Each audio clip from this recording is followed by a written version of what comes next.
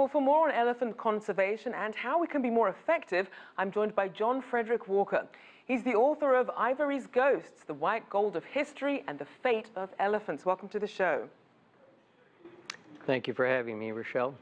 Now, what sort of progress and setbacks have we seen in the global fight against poaching?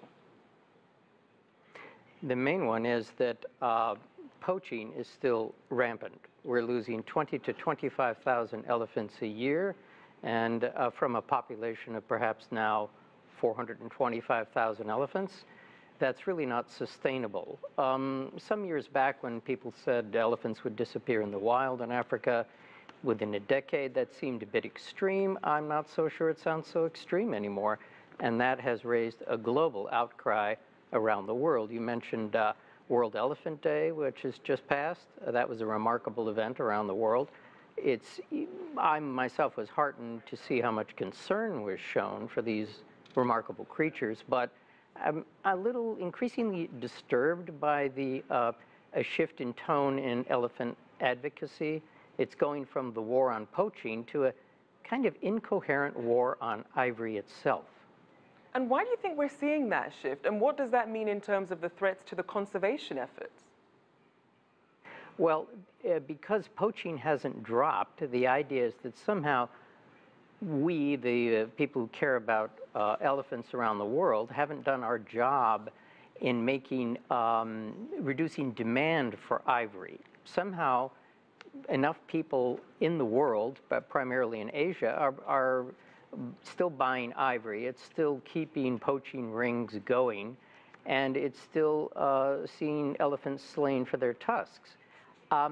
But this has become a little odd. The argument against ivory is against buying illegal ivory, not ivory which is somehow, antiques and ivory that is over 100 years old. Countries define legitimate artifacts differently, but they all basically are objects that were created many years before there was a crisis for elephants. So to hear that people not only want to stop trade in raw ivory or tusks, but any form of ivory carving is liable to divide people who are really against ivory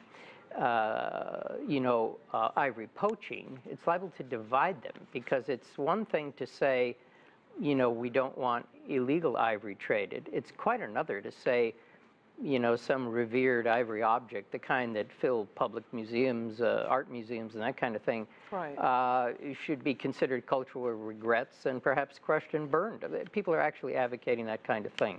It's very divisive. Now, we did mention trade in Asia when it comes to ivory, and we know that there was an announcement by China to ban ivory trade by the end of this year. A lot of people consider that historic. But how much of a game changer do you think this could be?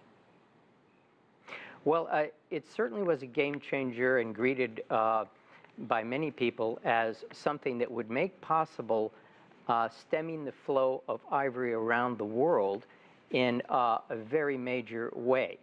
But you will notice that in that announcement, which was quite historic, China has a very ancient and revered ivory carving culture. There are still exceptions for culturally important objects to be, traded, end up in museums, that sort of thing.